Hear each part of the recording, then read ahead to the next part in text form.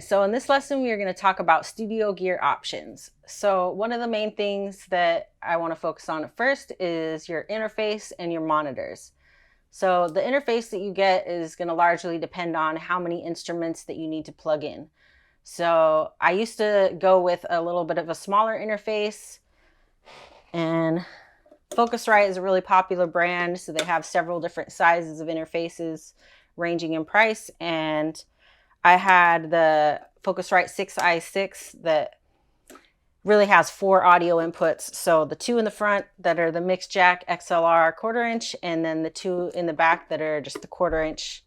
And this works well, you know, if you just want to do your MPC and then just have like a microphone and maybe one other instrument plugged in, and that's it. So I eventually upgraded to the Focusrite 1820, and that's just a larger rack mount version of that interface there. Just gives me a bunch more options to have everything, all my auxiliary instrumentation just plugged in, ready to go, so I don't have to keep switching stuff out as I'm performing or playing.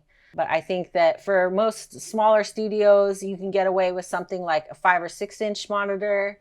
I have the Mackie 8 inches, and I like those because I can get a little bit more in the low end without having a subwoofer.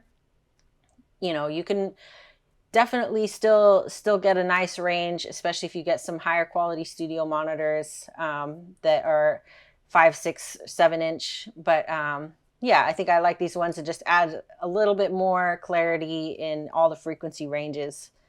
Main thing there is just, you know, being able to hear everything in the frequency range. You also want something that's a real flat response.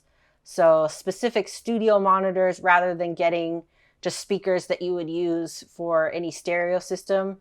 The main difference there is that with stereo systems, they enhance certain frequency ranges just to make it just more pleasing for the listener. But when you're listening back to your own production, you want to just have really a true feedback of what you're actually doing in the frequency ranges.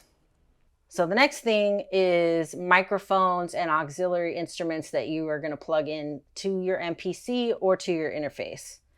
Now, when you're recording in the studio, I think for the most part, I prefer going through my interface into the DAW when I'm recording external instruments. You're just going to get a little bit better audio quality. The audio inputs in the back of the MPC are really nice for recording stuff on the fly, or if you just want to record something directly into the MPC. But like I said, you'll get better audio quality if you use your interface for doing a final recording. So that said, I'm just going to kind of briefly go over some of the auxiliary instrumentation that I use in my studio. So next up, I have my trusty record player over here. This I plug directly into my MPC usually because I use it primarily for sampling. So I just go in through the RCA inputs in the back of the MPC, and away I go. The microphone that I use that I really love is the Shure SM7B. It's not that expensive as far as studio mics are concerned. I have it plugged into a cloud lifter, which will just bump up the signal a little bit stronger because since it's just a dynamic microphone, it's not going to pick up as much as a condenser would. So that's my setup that I use now for recording all my vocals. Next up, I have a bunch of other gear that's behind me, and I have my bass, electric bass that's hung up on the wall over here, as well as my acoustic electric guitar, my Martin over there. Those both get used a lot. When I'm recording those, I go directly into my interface. It's going to give you better audio quality than if you're going to record into the MPC. So sometimes you would want to record directly into the MPC if you're wanting to chop it up and sample it, or, you know, just if you're out on the road or something and you don't have an interface handy, that works as well. I have my Novation Ultranova synth that I use for keyboard lines and for bass lines. That gets used quite often. And again, I'm just going into my interface for there because usually that's when I'm just layering over a recording. If I'm going to use it for live purposes, then that's usually when I'll sample stuff directly into the MPC. But you'll get better audio quality if you go just directly into your interface as opposed to through the MPC. Oh, I don't want to forget my tried and true TC Helicon Voice Live Touch. It's my vocal processor and looper. I primarily use that for live performances, but in the studio as well, I'll use that just for vocal effects or just for looping, practicing for shows. And I don't want to usually add too many effects before I go in when I'm recording onto my DAW, because you want to usually have a pretty dry signal and then add effects later. But again, there's like just having just a little bit on there just kind of softens my vocals, and I'm so used to using this thing that it's just like become almost like part of my voice.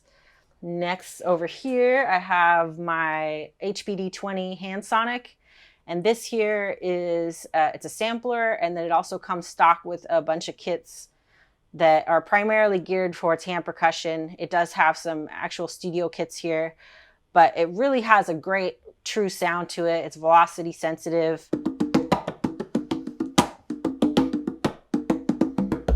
So I used to be a hand percussionist and played congas a lot and in bands and whatnot. And this is a really great tool because I sold my gear. You can't always have like all this auxiliary percussion gear or drum kits in your studio, but you know, just having something like this is really nice for me because I can still kind of have the feel of that gear without having to lug it around or have the expense for it.